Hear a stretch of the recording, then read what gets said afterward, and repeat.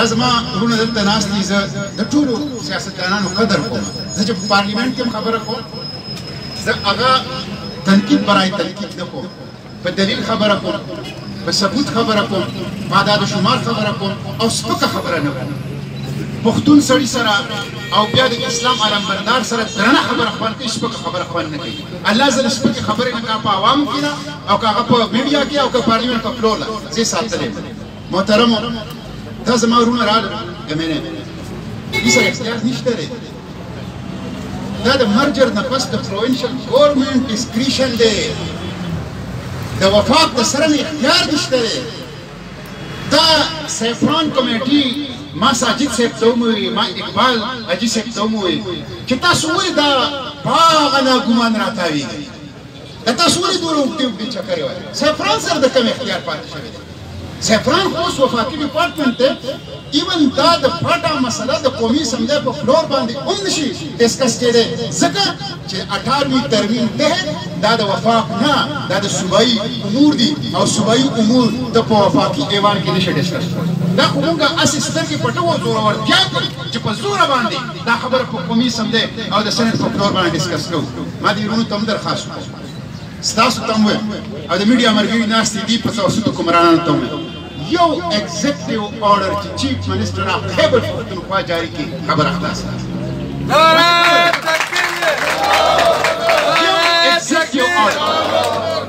یو ایگزیکټیو آرډر باندې دې لپاره نه د کمیټو اجلاس کړی دا د گورنر اختیار هم لري گورنر که چېرې دا اختیار علي د وزیر اعلی نه دا به ایکسټرا کانسټیټیوشنل او غیر قانوني کار کوي د پاکستان د دستور مطابق چیف ایگزیکټیو دا چیف منسټر دی گورنر صرف علامتي قانوني حیثیت لري ایڈمنسټریشن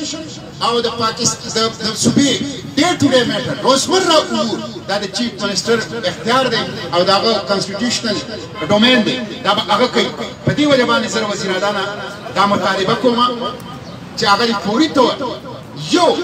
ایگزیکټیو آرډر جاري کړي او په هغه ایگزیکټیو آرډر کې دا ولیکي چې کوم ډیوي او خاصدار دي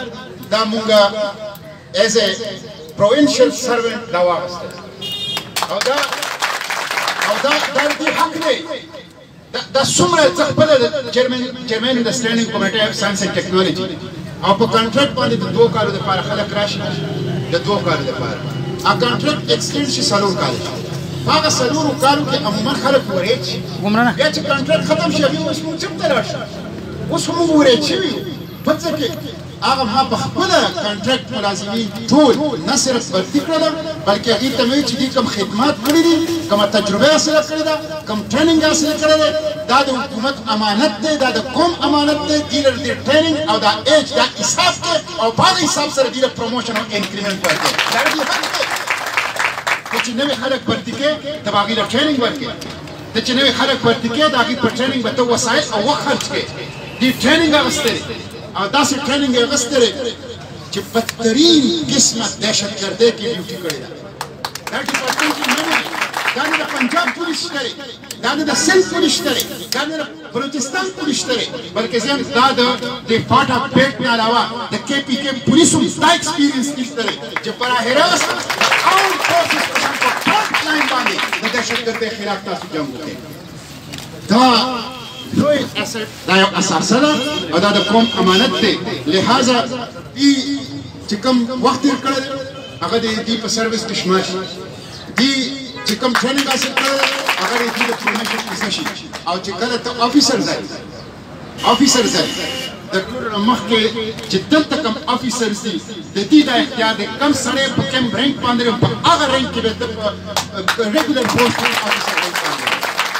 اختیار دی دا د دې حق دی او دا خلک څومره دي یو څو سوه کسان یو څو زره کسان دي